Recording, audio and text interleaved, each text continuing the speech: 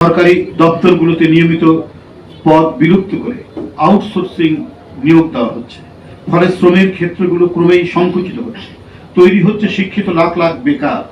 অন্যদিকে বৈদেশিক মুদ্রা অর্জনকারী সোনালী আঁশ খ্যাত পাটের উৎপাদন ও বিপণন ব্যয় বাংলাদেশের মানুষের খাদ্য তালিকার অন্যতম উৎপাদন আমাদের দেশে তৈরি স্বাস্থ্যসম্মত চিনির পরিবর্তে কেমিক্যাল যুক্ত বিদেশি চিনির উপর বিদেশ নির্ভরতা বৃদ্ধি পাচ্ছে।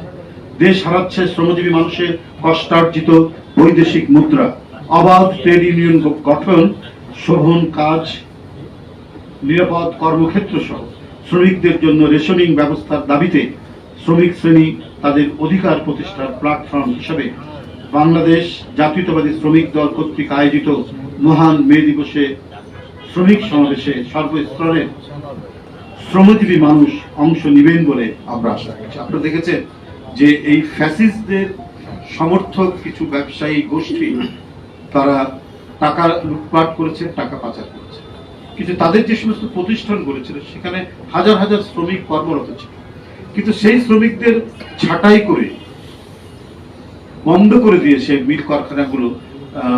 আমার মনে হয় যে সেটা অন্তর্বর্তীকালীন সরকারের এই জিনিসটা করা ঠিক হয়নি, কারণ ওগুলোকে বাঁচানো দরকার ছিল। আপনি সেখানে প্রশাসক নিয়োগ করতেন, আপনি সেখানে দক্ষ মানুষদেরকে ব্যবস্থাপনা তৈরি করতেন, আর যে সমস্ত মালিকরা, ওই সমস্ত প্রতিষ্ঠানের মালিক যারা অন্যায় করেছে, যারা টাকা পাচার করেছে, যারা হাত মিলিয়েছে এবং সরকারকে টিকিয়ে রাখার জন্য নানা মন্ত্রণা দিয়েছে, তাদের বিচার করুন, তাদেরকে বিচার করতে হবে। কিন্তু তাদের ফেলে রাখা প্রতিষ্ঠানগুলো, সেখানে শুধুমাত্র সাধারণ শ্রমিক থেকে শুরু করে একেবারে শিক্ষিত বেকার ইঞ্জিনিয়ার এবং মানে একেবারে গ্রাজুয়েট ইঞ্জিনিয়ার থেকে শুরু করে খুবই মেধাবী ছেলেরা পর্যন্ত সব বেকার হয়ে যাচ্ছে।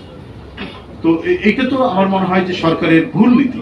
আপনি প্রতিষ্ঠান টিকিয়ে রাখবেন, প্রয়োজনে সেখানে দক্ষ ম্যানেজমেন্ট সেখানে দেবেন, দিয়ে সেই প্রতিষ্ঠানগুলো টিকে থাকে, যাতে শ্রমিকদের মানে তারা যেন ছাঁটাই না হয়।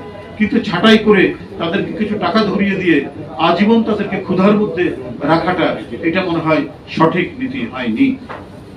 প্রিয় সাংবাদিক বন্ধুগণ, ইতিমধ্যে শ্রমিক দলের পক্ষ থেকে 12 দফা দাবি সম্বলিত লিফলেট, ব্যানার, ফেস্টুন করা হয়েছে। দাবি জানানো হয়েছে শ্রম সংস্কার কমিশনের সুপারিশগুলো বাস্তবায়ন। মহান মে দিবস পালনের লক্ষ্যে শ্রমিক দলের পক্ষ থেকে গঠিত 2টি কমিটি নিরলসভাবে কাজ করে যাচ্ছে। আমরা আশা করছি অধিকার প্রতিষ্ঠার এই মহান দিনে শ্রমজীবী মানুষ তাদের দুঃখ, কষ্ট, যাতনার প্রতিবাদে শ্রমিক দলের সমাবেশে উপস্থিত হবে।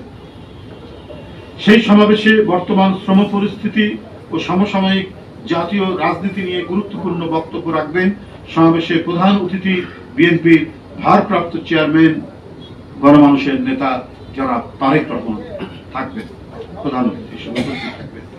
এছাড়াও শ্রমিক সমাবেশে বিএনপির মহাসচিব মির্জা ফখরুল ইসলাম আলমগীর সহ শীর্ষ জাতীয় নেতৃবৃন্দ ও শ্রমিক নেতৃবৃন্দ বক্তব্য রাখবেন।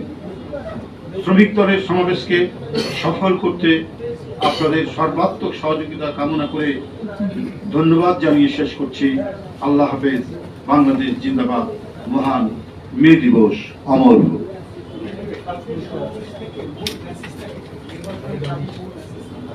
সেখানে জাতীয় নেতৃবৃন্দ আপনাদের সামনে বলবেন যে মেসেজটা তারা কি দিবেন, কি অবস্থা দিবেন। মূলত শ্রমিক দলের আন্তর্জাতিক শ্রমিক দিবসের এটা একটি কর্মসূচি, সমাবেশ। এটা জাতীয়তাবাদী দল গঠন হওয়ার পর থেকেই এই দিবসটি যথাযোগ্য মর্যাদায় পালন করে এসেছে।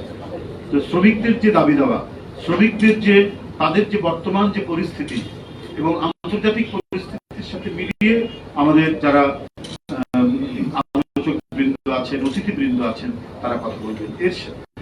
এর বাইরেও যদি জাতীয় পর্যায়ে জাতীয় রাজনীতির বিষয়ে কিছু কথা হয়, সেটা আমাদের জাতীয় নেতৃবৃন্দ বলবেন সেই ক্ষেত্রে।